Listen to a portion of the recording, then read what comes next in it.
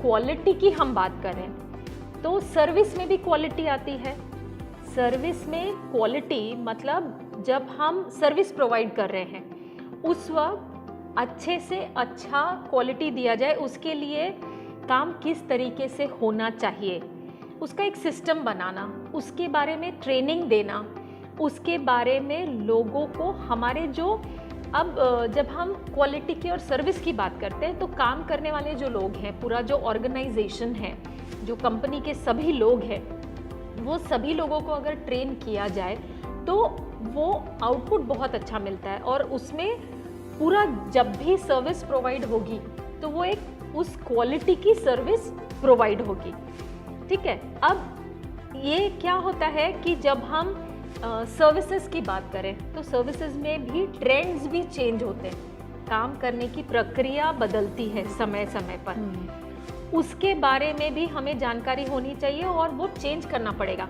अब जैसे पहले अच्छा क्वालिटी का टाइप रिटन लेटर अगर हमने भेजा तो एक बहुत अच्छा क्वालिटी का लेटर हुआ, लेकिन टाइपराइटर आउटडेटेड होने पर नई टेक्नोलॉजी को अडॉप्ट करके कंप्यूटर से प्रिंट आउट, तो डॉट मैट्रिक्स प्रिंटर से यूज़ किया।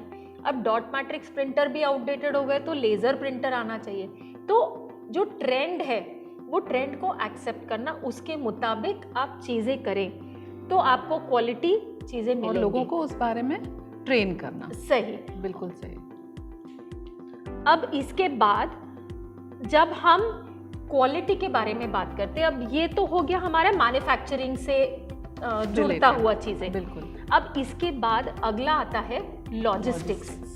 अब लॉजिस्टिक्स मतलब ये हमारे बिजनेस ऑपरेशंस के लिए फिर बहुत ज़्यादा ज़रूरी है, तो आप इसके बारे में क्या बताएंगी पूजा? लॉजिस्टिक्स जब हम बात करते हैं तो हम उसमें इन्वॉल्व करते हैं कि सामान इधर से उधर ले जाना, मतलब हम जहाँ मैन्युफैक्चर कर रहे हैं वहाँ से कस्टमर तक कैसे पहुँचेगा, कौन कौन से माध्यम के थ्रू पहुँचेगा। सही। अब वो सिर्फ यही पहुँचेगा नहीं, इसमें बहुत सारी चीज़ें और आती हैं। उसमें आता है स्टोरेज। आप स्टोरेज कैसे करते हो, कौन किस कहाँ किस किस तरीके से उनको पहुँचा सकते हो ताकि हम उसमें कम से कम कॉस्ट वो कर सकें, इसमें कम से कम लागत लगे और उस प्रोडक्ट की क्वालिटी वहाँ तक बराबर पहुँचे।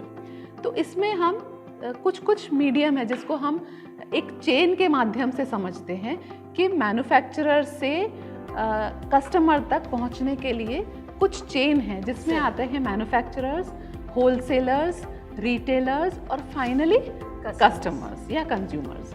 तो वो चेन को हमको समझना ज़रूरी है और हमारा जो प्रोडक्ट है उसको हम किस तरीके से कस्टमर तक बहुत अच्छे तरीके से और कम लागत में पहुंचा सकें, वही हमारा उद्देश्य है कि हम उस चेन को समझ पाएँ।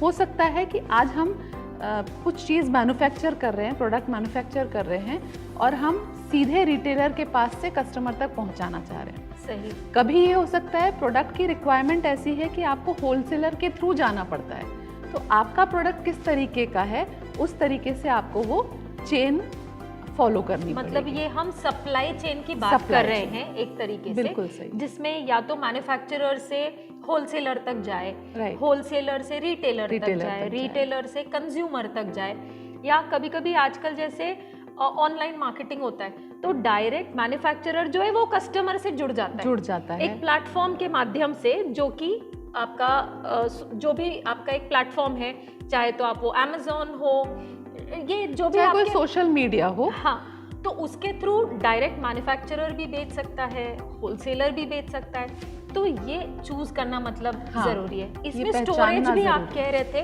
कि ये भी इम्पोर्टेंट है, क्योंकि लॉजिस्टिक्स का ये पार्ट है कि जब ये ट्रांसपोर्ट में है तो कहीं कहीं दूर दराज के इलाकों में डायरेक्ट ट्रांसपोर्ट नहीं मिल पाता है, तो कहीं स्टॉप पॉइंट्स होते हैं, तो वो स्टोरेज पॉइंट्स होते हैं या होलसेलर्स वहाँ पे या डिस्ट्रीब्यूटर्स, और फिर उनके थ्रू आगे प्रोडक्ट दिया जा सकता है। ये तो लॉजिस्टिक्स के बारे में बात हुआ।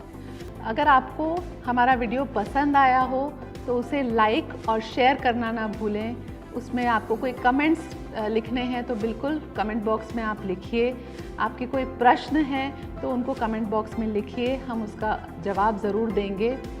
पार्थ प्रोजेक्ट के हमारे चैनल को ज़रूर सब्सक्राइब कीजिए ताकि हम ऐसे ही एजुकेशनल वीडियोस आप तक पहुंचा सकें।